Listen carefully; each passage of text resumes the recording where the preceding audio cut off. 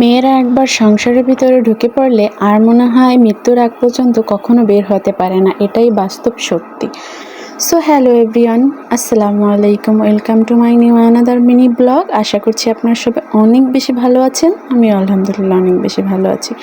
তো সকালবেলা ঘুম থেকে ওঠার পর ফ্রেশ হওয়ার পর আমার প্রথম কাজই হচ্ছে আমার এই কুট্টুস কুট্টুস মুরগির বাচ্চাগুলোকে একটু খাবার আর একটু পানি দেওয়া এবং তাদের ছেড়ে দেওয়া। ওরাও আমার এক ধরনের মানসিক শান্তি। ওদের দেখতে পেলে বা ওদের কাছে থাকলে আমার মানসিক শান্তি পাই আমি। যত মন খারাপই হোক না কেন, তারপরও কেন জানি না ভালো লাগে ওদের কাছে সময় পাস করতে। এরপর একটু সামান্য নাস্তা খেয়ে চলে আসলাম সাংসারিক কাজে। এই তো ভাত বসিয়ে দিলাম।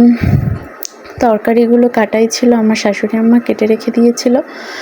তো ভাত বসিয়ে দিয়ে তরকারিগুলো টুকটাক ঘুচিয়ে এরপর একটু দই খেতে চলে আসলাম। ইদানিং আমার কেন জানি না একটু টক দই খেতে ইচ্ছে করছিল।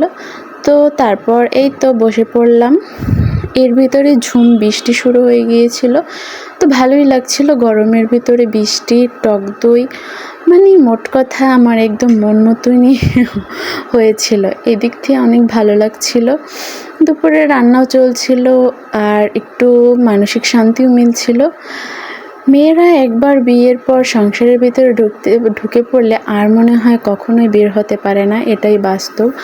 কারণ একটার পর একটা জীবনের নতুন অধ্যায় শুরু হয়ে যায় বিয়ের পর। বউ, তারপর মা, তারপর আরও কত কি। আর মেয়েদের তো এই রান্নাবান্নার কাজ পার্মানেন্ট জব, যেটা কোনোদিনও শেষ হবে না আর শেষ হয়ও না। এটাই সারা জীবন মৃত্যুর আগ পর্যন্ত করে যেতে হয়। এই তো আমার 2 পদের তরকারি আমি রান্না করে ফেলছিলাম 2 চুলায়। আজকের ভিডিওটি তেমনভাবে আমি বড় করতে পারিনি, কারণ বাবু একটু অসুস্থ, এই জন্য ওকে একটু টাইম দিতে হচ্ছিল, আর কিছু করার নেই। এরপর মা ছেলে মিলে দুপুরে খাবার দাবার শেষ করে একটু ঘুমিয়ে পড়েছিলাম। তারপর একটু পায়েস ছিল, বিকেলে উঠে সেটা খেয়েছিলাম। এরপর সন্ধ্যাবেলা আমার শাশুড়ি আসার পর দুজন জন্য চা বানিয়ে নিলাম এবং বেগুনের চপ করে নিলাম। এই তো এরপর সবাই মিলে খেলাম। আজকের ভিডিওটি এই পর্যন্তই। ভালো লাগলে অবশ্যই লাইক, কমেন্ট, শেয়ার দিয়ে পাশে থাকবেন আর সাবস্ক্রাইব করতে একদমই ভুলবেন না। আল্লাহ হাফেজ।